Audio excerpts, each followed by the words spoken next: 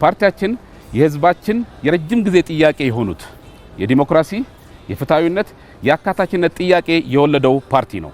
በኢትዮጵያ ታሪክ በመግቢያችን ላይ እንደገለጽነው ለመጀመሪያ ጊዜ የዳርና የመሃል አርብቶ አደርና አርሶ አደር ገጠርና ከተማው የእምነት ክፍፍልን በልዩነት በማየት እነዚህ ጉዳዮች አብረው በአንድነት በህብረ ብሔራዊነት ካልመጡ በስተቀር ኢትዮጵያ በአግባቡ መበልጸግ አትችልም በሚል የተመሰረተ ፓርቲ ነው።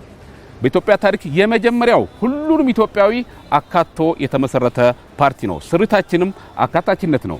ዲሞክራሲ ህልውናችን ነው ብለን እናምናለን። ለዛ ነው ከለውጡ ማግስት ጀምሮ የዲሞክራሲ ማሻሻያ ወይም የዲሞክራሲ ተቋማትን ነፃ ገለልተኛ እንዲሆኑ የሚያስችሉ የህግ ማሻሻያዎችን አርቀቀናል፣ አጽድቀናል። ዛሬ የምርጫ ቦርድ ገዢውን ፓርቲ እኛን ጨምሮ መቆንጠጥ የሚያስችል አቅም የተፈጠረው በዚህ በለውጡ ሰዓት ነው። ሚዲያዎቻችን የሚዲያ ባለስልጣን ከዚህ በፊት ለገዢው ፓርቲ አገልጋይ ሆኖ ነበር የኖረው።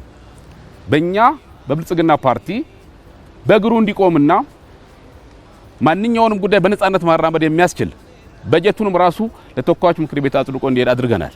ከፍትህ ስርዓት ማሻሻያ ማኳያ ዳኞች፣ ፍርድ ቤቶች፣ አቃቢያን ህጎች በነጻ ስራቸውን እንዲሰሩ ከየትኛውም ፖለቲካ ጣልቃ ገብነት ነጻ ሆነው እንዲሰሩ በማድረግ ለዲሞክራሲ ያለንን ቁርጠኝነት ያሳየን ፓርቲ ነን።